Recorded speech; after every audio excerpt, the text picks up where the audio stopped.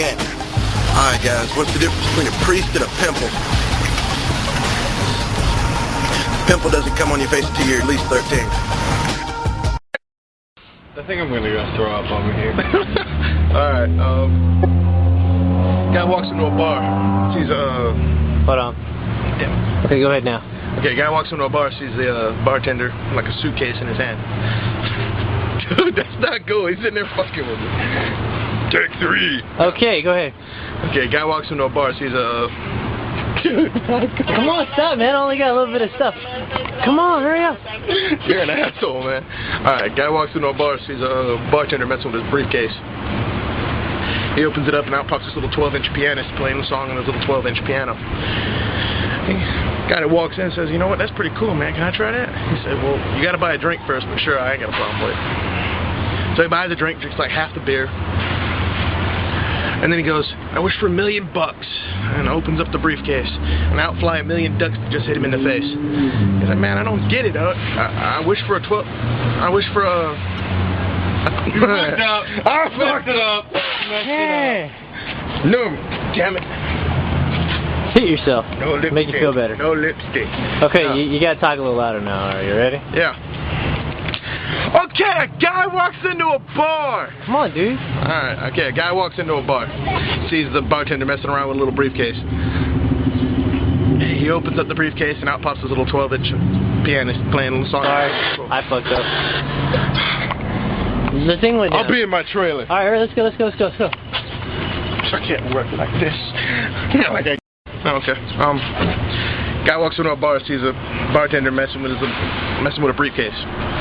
He opens it up and out pops this little 12-inch pianist playing a song on his little 12-inch piano. Guy walked in and said, you know what, that's pretty cool. Can I try it? He said, sure, man. But first you gotta buy a drink. So he buys a drink, drinks like half of it, and then he goes, alright, I wish for $1 million. Opens up the suitcase, and out fly $1 million ducks that hit him in the face. He said, man, I don't get it. I ordered $1 million, not $1 million ducks. He said, yeah, you think I've been wishing for a 12-inch pianist? There. Oh, dude, that is cool. Check this out. Check this snake out.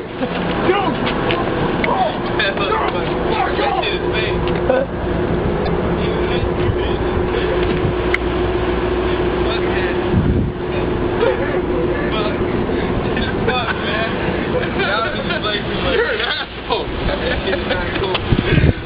This is real? No, man. Look real as fuck. It's like real as hell, man. Let me see this shit. Where'd you get this? Oh shit, man. What, it's been there since...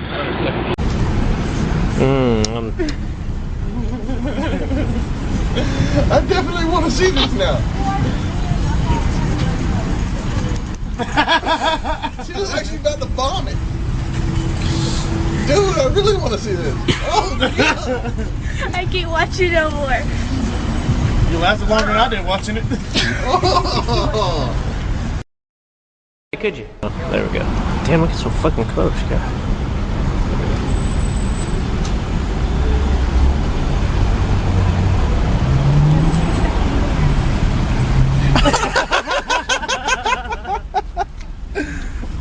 Oh,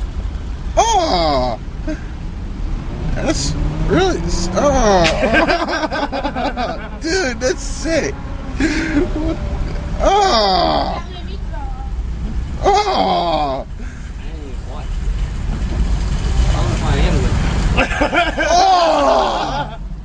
no, oh, what the hell? What the hell? How long is this video? 40 seconds. Oh no, she's not. Oh yes. Oh no. Get past the shit. Dude, that was sick as hell.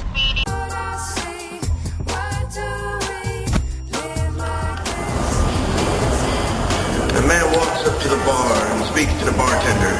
I bet you $500 that I can piss in this cup from across the room. The bartender looks at the man like he has nuts, like he was nuts, and says with a laugh, okay, buddy, you got a deal. So the man walks over to the other side of the room, pulls down his zipper, and just lets it fly. Piss goes everywhere, on the bar, on customers, all over the bartender, but not a drop lands in the cup. The man walks back over to the bartender. The bartender says, "Ha ha ha, well, pay us." So the man pays and turns around and begins to laugh hysterically. The bartender asks, "You just lost $500, why are you laughing?" The man turns around and says to the bartender, "Well, you see that man over there?" The bartender says, "Yeah," he replies. "Well, I pay him $10,000 and I can piss all over you and your bar, and that you would be happy and laugh about it."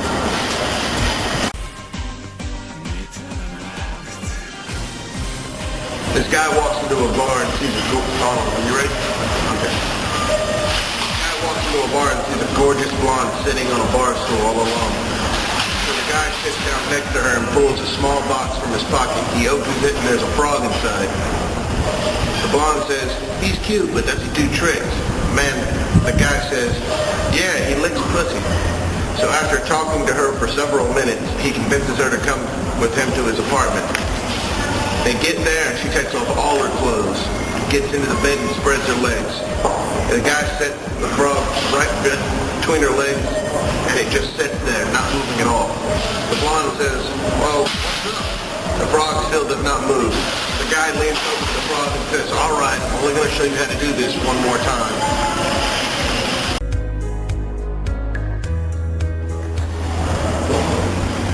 President Bush and Colin Powell are sitting in a bar. A guy walks in and asks the barman, "Isn't that President Bush and Colin Powell sitting over there?" The barman says, "Yep, that's them." So the guy walks over and says, "Wow, this is a real honor. What are you guys doing in here?" Bush says, "We're planning World War III. And the guy says, "Really? What's going to happen?" Bush says, "Well, we're going to kill 140 million Iraqis, this time in one bicycle repairman." The guy explained, "Bicycle repairman? Why kill a bicycle repairman?" Bush turns to Powell, punches him in the shoulder and says, "See, smartass, I told you no one would worry about 140 million Iraqis."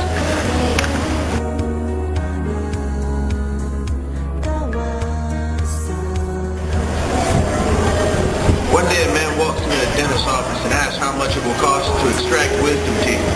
$80, the dentist said. "That's a ridiculous amount," the man says. "Isn't there a cheaper way?" Well, the dentist says, "You don't use an anesthesia. I can knock the price down to $60. Looking annoying, the man says, "That's still too expensive." "Okay," said the dentist. "If I save on anesthesia, then simply rip the teeth out with a pair of pliers and knock the price down for 20. "Nope, folks, man, it's still too much." "Well," says the dentist, scratching his head, "if I let one of my students do it, I suppose I could knock the price down to 10. "Marvelous," said the man. "Book my wife for next Tuesday."